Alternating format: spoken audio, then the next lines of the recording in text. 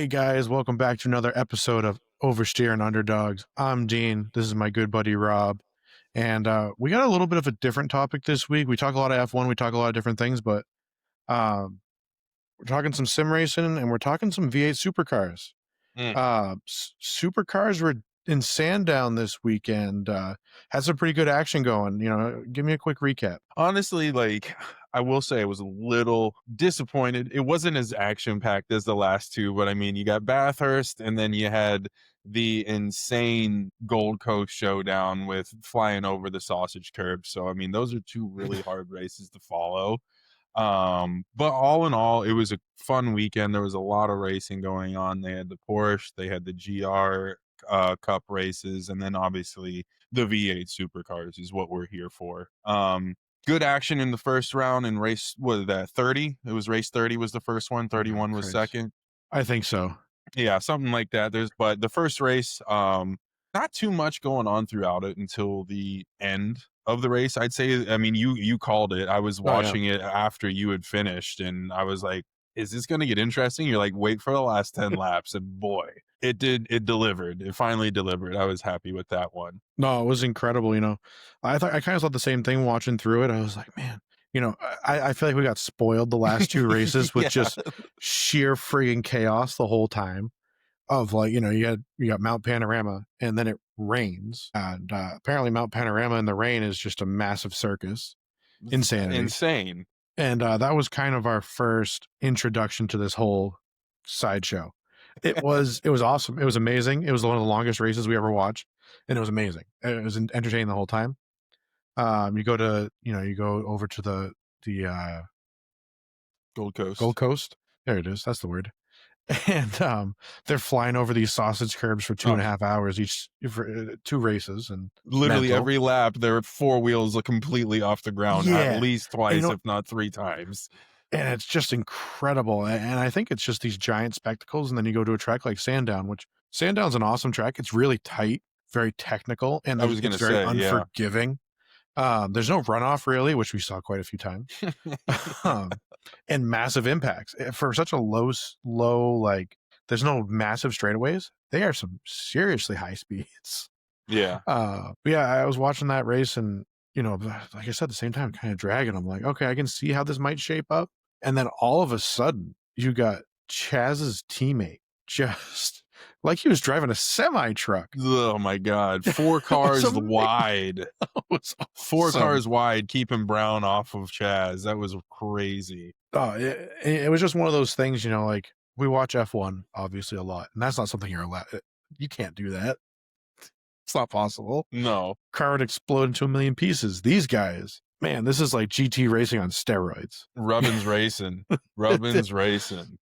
And the guy's running a pretty serious block when race control finally comes on and says, hey, we're going to give you a track limits for that. Be careful. Yeah. And then the announcers even came over. They're like, oh, Wood's got to pay attention to what he's doing now. He can't get another one of those, or he's going to get a 5-10 second penalty with that. And honestly, like, my favorite thing to see on these is the onboards of the action of the battles that are going on, just seeing what they're seeing with it. Mm-hmm. It's just insane. Like their footwork is amazing. Like, cause they do, yes, they do have the sequential shifter where it's just up and down with it, but they're still clutching it on the downshifts. They're not clutching on the upshifts, but they're still gas blipping, they're heel toeing it. They're still missing those revs. Dude, when they're on the straightaways, they're throwing their left foot or their left foot onto the gas pedal to hold it down because they've been going for 4 hours and their legs are tired. It's just insane to watch that. And one thing I was talking to somebody else about this too, actually, the other day. Yes, I surprisingly talk about cars with people other than Rob. We were talking about these V8 supercar drivers and kind of some of the culture that goes around out there too. You go to F1, it's this massive like hoity-toity, Met Gala. But that's the whole thing, right? That's the appeal. That's who that appeals to. That's why it's the way it is. You go to these V8 supercars in Australia, and these guys are just like John and Jim walking down the street. They race cars. These guys aren't like celebrities out there, it seems. They're just dudes having fun and guys being dudes, and they don't have massive egos, which is amazing. I love Yeah. it. The way they talk, the way they have their social medias, all this stuff, it makes it really appealing to me. And then you couple it with the pure ability to, hey, I'm going to drive my left foot for a little while because why not? Yeah. Um, this is the highest talent that Australia offers, I feel. The amount they're Oh, managing. I easily. mean, I don't even think you and I actually going to talk about this part, but the, obviously they have the sequential going. And then next to it, there's 2 levers. Those 2 levers are for brake bias. So instead of like we're used to, tiny button, adjust my brake bias right here. They're like shift, so I can make the next corner the way I want to. I'm just throwing stuff around. It It's looks like a big rig when they're trying to shift through yeah, 18 gears. They've got it's multiple amazing. different shifters. The amount of thoughts you have to have going through your head, I assume it becomes second nature and they're just going, but it is an incredible Yeah. sight. Easily, I would Honestly, say it's starting to become, it may overtake F1 as my favorite motorsport shortly. It's amazing. honestly too, like one of the coolest thing, like one of the, in my opinion, he didn't win this weekend, but he was driver of the day both days, in my opinion. Um, Will Brown, Friday, he comes back, he qualifies P15, comes all the way back, pulls some Max Verstappen shit, and finishes second. Rain. Saturday, race 2, he qualifies 17th. He qualifies 2 positions worse, and he still battles to the front to finish 3rd on the podium. 2 podiums Yeah. from pretty much the back of the back. Through the crazy weather. Through the weather, through the crowd, and just like Awesome. got past Will Brown blocking 15 miles wide, and still ended up getting to the podium. And it was to the point where, Feeney was probably pretty happy that he got to rip a burnout next to him. Yeah. This is the one thing that them and NASCAR really have in common is they do crazy celebrations. They just light those tires up. They're having a good time. But that's what I mean. The pure ability of these guys. You got Feeney, who he's this young, he's a young guy coming in or has been in, and just incredible ability. He really killed it in the first segment of the year. He comes back. He's starting to, we thought he was going to win in Panorama there. He was out front for so long. Incredible lead. And now we got a real good battle here for these top 4 guys. I mean, between Feeney, Chaz, Brown, and Allen, there's 50 points between them at this point? Yeah. It's not much. No. So, I mean, this is a true showdown to the last race. Winner takes all. I mean, it's going to be an insane race. They are in Adelaide next. And I believe, when is Adelaide? I think it's in 2 weeks. Yes. So it's the 27th and 30th. Oh, Thanksgiving weekend. Yeah, no, I'm ready to see that one. That'll be no holds bar, elbows out the whole time. And if you, I don't know, have you ever watched Adelaide, Rob? Have you ever seen the track? I haven't actually.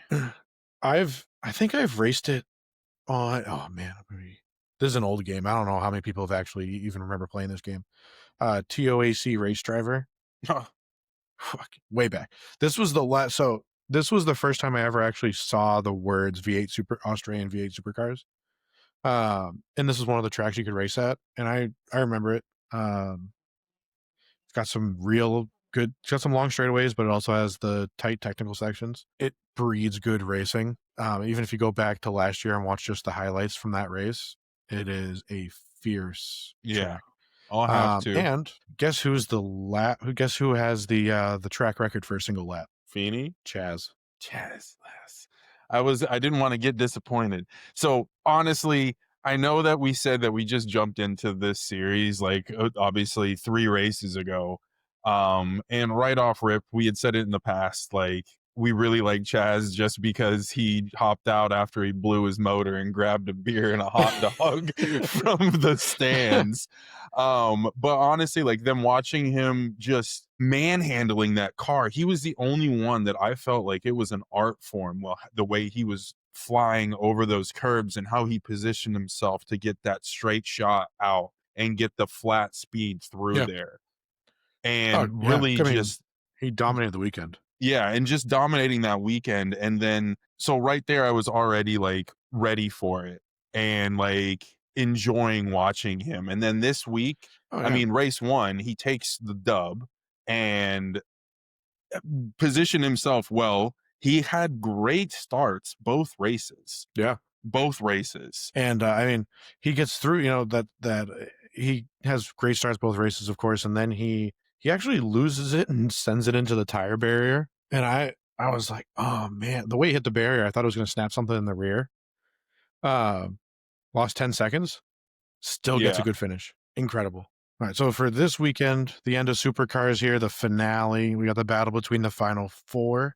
They're doing a little bit of a different format, actually, where we have 3 races this weekend, races 32 through 34. And the race on Friday night, well, Friday night for us, um, is actually 32. It's 32 laps. It's a sprint race. Oh, that's a fast boy. So they have a lot of action to pack into a really short race with a lot Literally, at stake. with a lot at stake. Yeah, so we have a 32 lap race and then 2 78 lap races to put it in perspective. Oh shit. Okay. Then we okay. So Friday night Friday night or morning for us. It's morning for us, 12:50 a.m. Be watching the replay. Yeah. But that is going to be insanity. It's going to be like a 30-minute race, probably 45 minutes. Yeah, that's going to be nuts. If there's no accidents, if there's no yellows. Dude, there's no way there's not going to. They're slamming so much in here. Elbows out, dude. Elbows out. This is going to be crazy. Very excited to see this. No, absolutely. So, I mean, obviously, I want to see Chaz pull it out just because he's... Me too. And honestly, the funny thing about Chaz is I didn't even know he was good when I started liking him. I didn't look at the time standings. I didn't look at the ratings. Nothing. Our first impression was him drinking a beer. That's it. He's a man of the people. And I was like, all right, that's my guy. One really cool thing about Chaz is so right after Mount Panorama, when he was talking about when he went and had his beer, of course, over at Robbo's, he tried to reach out to the beer company, which was, what were they called? He has it out here on his post. The beer from up here. He reached out to them to try to like, hey, I gave you guys a nod. Can you do something to like, let's promote each other. Let's be cool. And they didn't respond. Damn. So he went out and he actually got hooked up with this company called Better Beer Company, who I guess is a smaller brewery out there. And now he has videos every week of them shipping him and his team pallets of beer. So, that's a big old fuck you. Yeah. It just shows the guy's his mentality. And I love it. I think it's great. I think it's a very Australian way of being that, like, I don't give a shit. Check this out. This is cool. I'm having a good time type of deal. I think that's really cool. And one thing you had touched upon it earlier that I really love, like the fact that how humble these guys are in each of the races interviews with each of the drivers afterwards. It was nothing but like kissing each other and telling like literally this. If it was like Chaz was like, honestly, the win needs to go to Ryan today, Woodsy, because he's the reason why I'm standing here. And then Brown being like, honestly, if I didn't have the lap times or the amount of laps that I had, I wouldn't have passed him. Like that kid did an amazing job. He deserves to be up here. And then even Wood, even Wood was like, I knew what I had to do to make sure that he could get into it. It was a team game. Now it's my turn. And then unfortunately he was out within the first 5-10 laps or something with it was the first pit stop. So it was probably about 15-20 laps in, and it was a heartbreaker. Yeah. That was a heartbreaker. Oh, but it is, these guys are super humble. I think part of it might be their salaries. Take a wild shot at what the highest paid supercar drivers make. Take a wild guess. Barely 6 figures. So their average is around that 500K mark. The superstar is $1 million. Oh shit. And most of these drivers, so yes, that's a big number. It's a massive number for us normies. I'd be like, okay. One different thing is these guys put their own money back into the teams. So that money they're earning is, yes, it's money they're earning, but this money sometimes gets sacrificed for transportation, not just for them, but for the team, for the car, a lot of the money they earn actually goes back into the team and making improvements. Unlike we see, an F1 drivers making $20 million a year, and the teams are spending well over $200-300 million a year per car. So it's a little bit of a different game, a little bit more humbling. I think these guys are, I think part of why they're so personable. And we're starting to see more of them start to trickle over to NASCAR to make some money. But when they get over there, as we've seen with SVG, he was the most recent to go over there and be really successful. He won, I believe, 6 out of 8 road courses. I watched the Trackhouse number reveal video. I cried because the note was from his father talking about his mom. He couldn't even read the note. Yeah, but he's humble. He doesn't act like a superstar. He's not like a Kyle Busch or Kurt Busch type of guy. These guys are what's his name? Larson. Dipshit. Yeah, Kyle Larson. They're not mightier than thou. They're just, I like that. I like their attitude. And it makes the sport that much better. It really does. Like, this is something, if I ever had the opportunity to go over and watch these guys, I'd jump at it. These guys are nuts. I hope one day they bring it back over here to race somewhere stateside, because they've done it once or twice, but they haven't done it in a while. I'd love it, though. Man, I would love to see it. No, that would be really cool. I mean, honestly, the really cool thing that's happening in the world of motorsports right now, we're really excited to talk about it, is a little bit. Sim racing is, and I know we've been preaching about it so much, and we've been saying it, and we've been talking about the what ifs and the how, whys, and everything in between. We are actually now seeing a racing series that is going to start witnessing sim racing as a legitimate means to be able to qualify to join that series. And it is one of the most intense series in endurance racing to get into. And we saw a specific man this year come from Formula One and absolutely dog walk the whole field in one weekend. Yeah. Max Verstappen is the reason why this is happening, because right now, the NLS, which is the Nürburgring Schleife series, whatever it's called, the Nürburgring Langstrecken series is I think that might be perfect pronunciation, honestly. Yeah, Langstrecken series is now you are able to count participation in official sim racing series as means to get your Class B license to be able to drive the green hell the way that Max was able to this year. I think that's amazing. That's huge for sim racing. That's opening up so many doors. It is. I mean, we've been talking about it for so long, right? We talk about, how expensive it is to actually drive a car. It's insanity. Now, this is going to be really interesting to see how other series react after. I think it's probably going to take a year or two, but how other series react to this, whether or not there's just so many what ifs now. Yeah. And, what is it? What's he say? If my mom had balls, she'd be my dad. Yeah. But these are legitimate what ifs.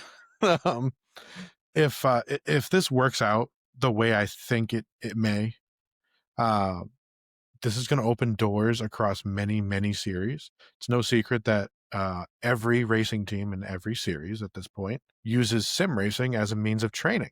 And it's for a reason. So it's finally been recognized that, yes, this does translate. Yes, this does make you faster. And you don't have to spend $100,000 to race a go-kart for your 5-year-old anymore. You can get them a Logitech or a Fanatec or Moza or whatever you feel like getting them. And product placement. Not sponsored yet. Not sponsored. You can now throw a couple $100 at something and give them a chance, which is really, really cool as somebody who has 2 young boys. I think that's pretty awesome. That wasn't something around for Rob or I when we were kids. And as much as begrudgingly as it wasn't, I'm really happy to see that it's an option for young talent that's going to now have an opportunity for this stuff. And honestly, I don't want to make it sound like, oh, you can go and win a couple races on sim racing and then be No. in the NLS. How it's going to work is, so you've got your level B permits and your level A permits. Level A is where the big boys get to throw down. That's what Max worked his way through on that first weekend to get his level B to level A, and then was able to jump from the Porsche Cayman into the full speed, full tilt Ferrari that went on to win it. So FA permits equals faster cars. Instead of 2 results and 14 race laps, only 1 result with 8 laps is needed to go from your level B to your level A permit license.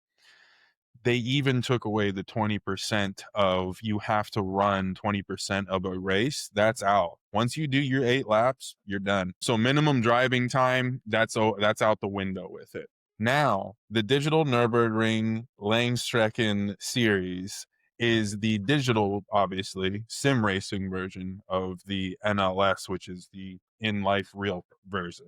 So now, to be able to qualify for your level B license, which is still awesome, you still get to go and ride the Green Hell and a Porsche It's Cayman, insane. something along those Sponsored lines. cars. These are Sponsored sponsored cars. cars, sponsored race cars. Yeah, you have to finish 3 out of 4 rounds in the DNLS without penalties. So you got to be perfect. You got to be on point. You can get a couple warnings, but you can't get any penalties. So 3 out of 4 rounds without penalties, and one part as partial placement for the RCN, which is the Rundstrecken Challenge Nürburgring.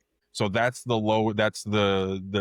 AAA team of the NLS, essentially. The 3 options that you can use now is obviously completing the standard B course like Max did. So you go in, you get your B license the 2 weekends before you jump into the big boy car once you get your B license, and then you get into the A license and get to do the fast cars. You can now complete 2 RCN races with driver change, or 1 as a solo driver. So you can do it all on your own, or at least 2 races where you swap out. The newest addition is going to be the 1 RCN race, which is the lower level, the BC series, with a driver change combined with 3 penalty DNLS races. One of those races, to be able to join it, is tens of thousands of dollars. Easily. Now the fact that you only have to do 1 of those and not have to worry about paying the same amounts and still being able to get your go ahead, that's going to, like you said, open up so many doors for people who don't have those needs. And we're gonna see. So we have this thing now in F1, right? F1 Academy, F2, F3. You have the Ferrari. You know, each team has like an academy that you come up through. That you're sponsored, and you're not maybe necessarily paid to be there, but your way is paid to go through. Now, this is going to be an option for a form of GT racing, so GT4 to start.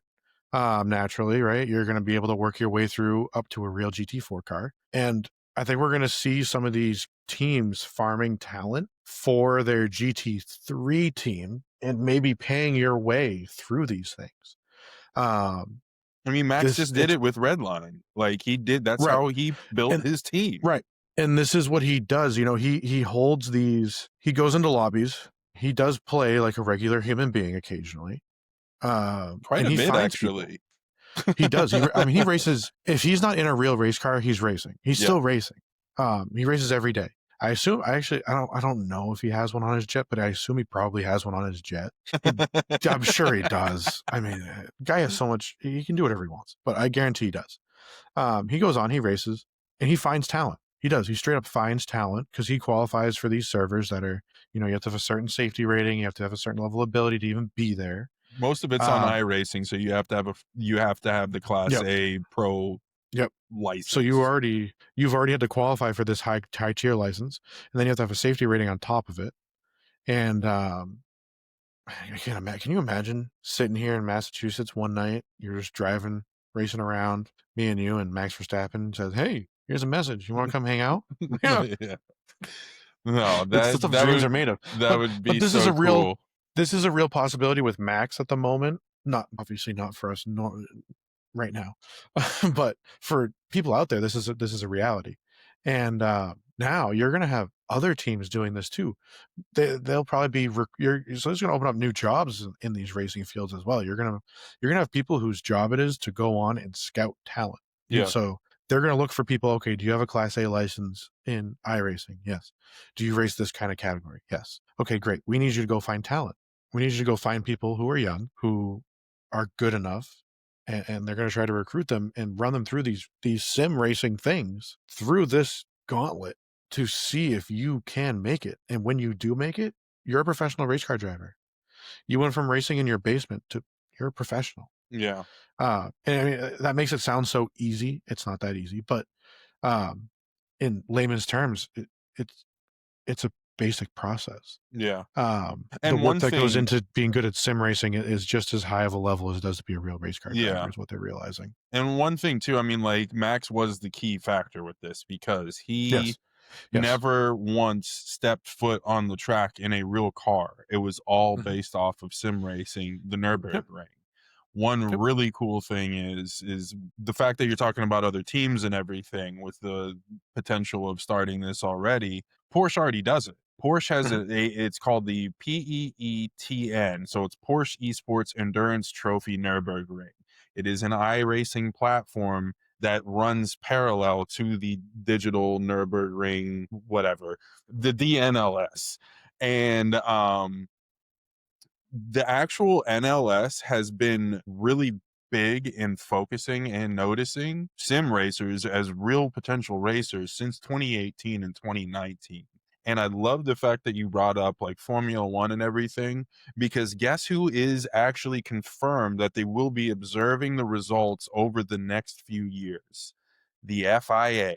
As much as we hate them, they are going to be watching over this, which means your WEC drivers, IMSA Mhm. could be a thing down the line. I honestly would be surprised to research deeper into IMSA to see if there's something that is already happening in America for it, because sim Right. racing is so huge in the United States Right. alone. A- And this is something we saw as this was a small thing that some teams did, and they weren't the high paying, high profile teams.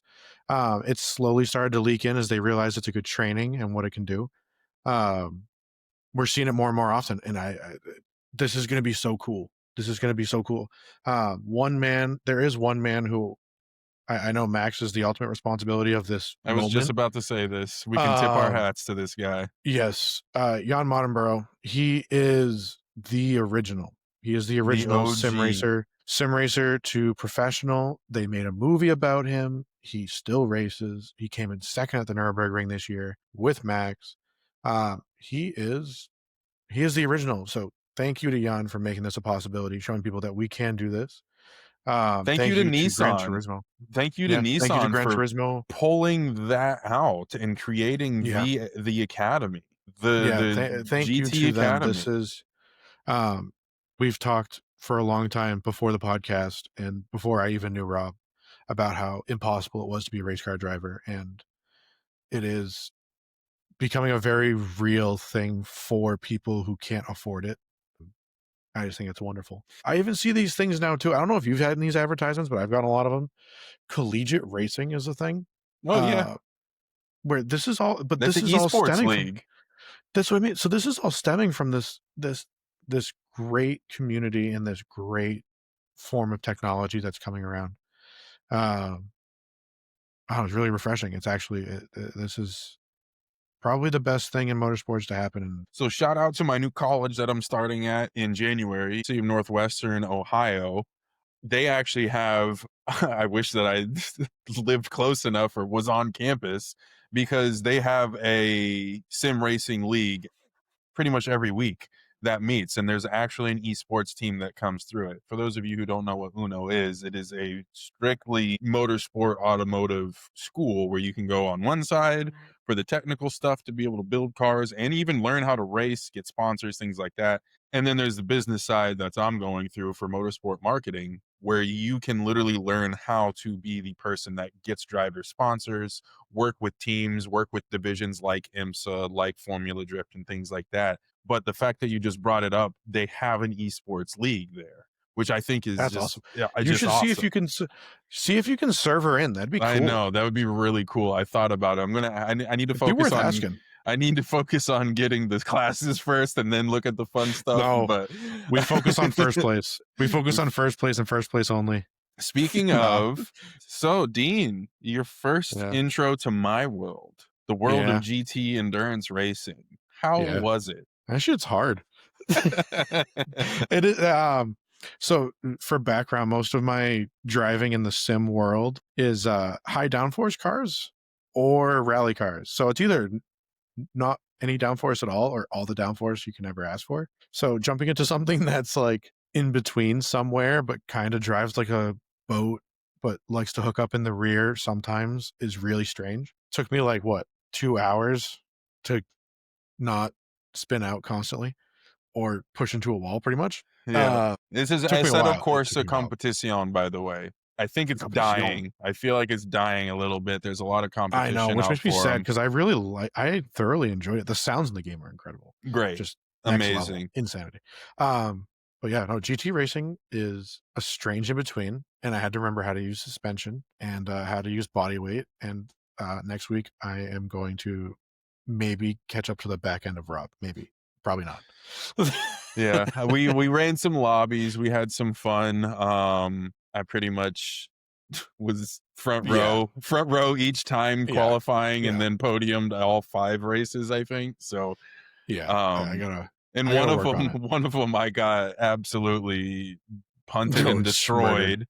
Dropped all the way back to 10th and still finished 3rd. So started first, finished 3rd. I'll take it after getting absolutely obliterated. Because I mean, there's just still open lobbies. You still got scrubs. You still got people who don't know what they're doing, or they're just assholes who like to go in and just. Well, see, it's different. Like you're actually trying. You definitely could have punted me when I passed you that one time. Oh, several times. I thought about it, but you didn't. But there's people in some of these games, and it's across all platforms. If you don't have a specific safety rating, or if you don't have a specific license, like in iRacing, you're going to be dealing with these assholes who literally are just creating new accounts to be able to go in and ruin people's days on purpose. So we need to get your ratings up. We need to get your safety rating up. So I need to get my safety rating up because I haven't done ACC forever. I'm only at 48 out of 70, so I got to get it up there. Best way to do it is just keep driving. That's all we can do. Keep driving. Don't get those stupid penalties and try and dodge the assholes that are trying to take you out. That was the hardest part. I will say was the recovery and trying to figure out how to race people who also don't know how to race. Yeah. With maybe tough. 3 or 4 people out of 10 in the front that are doing their own thing. I will say though, out of 10 cars in each race, I did come top 5 minimum each race. So I felt okay. I felt okay. I finally got my lap times. I may have ran a little bit of extra time trying to catch Rob's times after the fact, but I did finally get laps somewhat consistently within about 2 to 3 tenths of Rob's fastest times. So, but you got to remember, but this is also cold, Rob. You got to remember, this is also just hot laps. Exactly. Yeah. I was throwing those times down in traffic. Yeah. So it's going to take me a little bit, but I'm going to get there. I'm going to catch Rob. We're going to have some good battles. We're probably going to send each other into a wall a few times. And see, like I like GT racing a little bit more because you can throw the elbows out. You can't throw the elbows out in F1 because you're just going to destroy your car. It disintegrates. You can you can hammer down a little bit easier. The traction's better out of the turns, obviously, because there's a lot more electrical going on. You don't have the ABS. You don't you don't have the lockups like you do in Formula One. If you hammer it too hard, you can go into a turn and just slam that shit. So it's fun, and you're still going fast. You're not going as fast, but that was the hardest part. I'll say it again. Like the hardest part is just not being able to throw a car into a corner like you can with an F1 car. Kind of faster just means it corners better. Yeah. Speed is your friend in a GT car. Speed is absolutely not your friend. It hates you. You have to let off. You have to let off through certain turns, like through Maggot and Beckett's in Silverstone. Like it is not the same in a Formula One car. You can't take you do in an F1 car. It's full throttle and just crank the wheel. In a GT car, it's a little bit more finesse. It's more of a more finesse. You got to downshift. the Like, maggots part of the Beckett's. I gotta say, the first time I went through, tried to do it flat out, terrible idea. Found out you gotta go about half throttle halfway through, no brakes. You can still make it. yeah, if you Kind do of. a quick blip downshift and let off slightly and about half throttle, you can hammer it through. And then if you Yeah. drop down to about third, sometimes second, depending on how squarely you're coming out of that second Yes. S, you hook up and you take off onto the straightaway from there. Yeah. It's No, fun. I will say Eau Rouge in a GT car, as much as an F1 car, is way faster, way scarier in a GT car. Way scarier. Because Way you scarier. really do have to it is full throttle in both. The commitment's crazy. And you're going The through that in commitment is fifth crazy. gear. I don't know if you were doing it in sixth gear or not, but I do mine in fifth gear and I blast through. I think I was starting fifth, and then halfway up the hill I had to downshift. Really? Which just means I need more speed. I also had a crappy setup. Okay. Yeah, because usually it's I hit that at fifth gear, tapping out at the high RPMs in fifth, lightly off it through the first part, and then I hammer it up the hill, shift to sixth right before I even crest where DRS starts. Maybe that was my problem. There was no lift. It was just send it, and it took it. It took it. I couldn't believe it took it, but it took it. Yeah, do that about 10 laps in with worn tires. You're gonna wish that you're gonna want to let off. I'll let off when I need to. I don't like slowing down. I hate slowing down.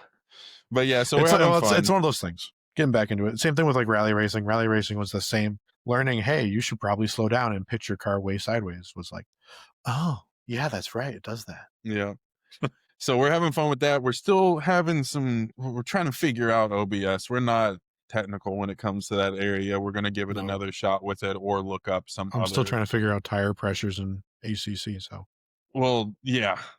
So OBS has been a little rough with the recording side. I was able to record some of my solo session the other day, but it's not wanting to record my face. So I'm trying to get that taken care of. Dean's going to try and set it up there, or we're just going to go and find another recording platform that we might there's going to be some able way to we do use. it. Maybe you guys don't want to see our face. Maybe you just want to see the cars. You just want to hear our voices. Yeah, our beautiful voices. We'll figure that out. But I mean, we've got Vegas this coming weekend. Gonna be great. Always a good time. I mean, I saw a picture from a plane already, and the whole strip is already lit up for the nighttime. Cool. It's so cool. Sick.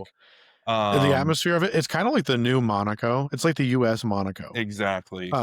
As much as like Miami's the money city for F1 in U.S., Vegas's track just doesn't suck. So exactly, it's a way more of a spectacle. It's so cool. So yeah, we've got that.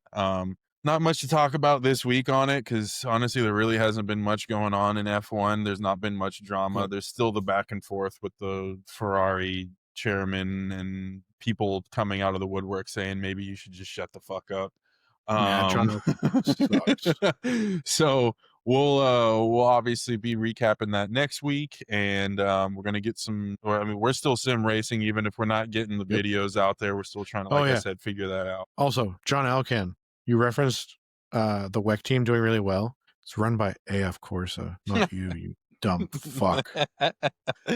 That's why they're good. That's great. They just buy your shit and then they don't suck. They buy your pigs and then they turn them into racehorses. So yeah, so John Alcan can suck it. So we've got that next week. We'll get some sim racing in probably tomorrow or Thursday, depending on timing. And then other than that, there's really not a whole lot. WEC's done, IMSA's been done. We've got supercars that are going to be finishing up 2 weekends from now, and then unfortunately we've got F1 coming to a bow in about 3 weeks now. Yep. You're gonna have to deal with watching me suck at driving a GT car for the winter. Yeah, we're gonna watch you get better. We're gonna watch me get better. I'm gonna go from suck to better. And I'm going to go from good to NLS. No, I'm just kidding.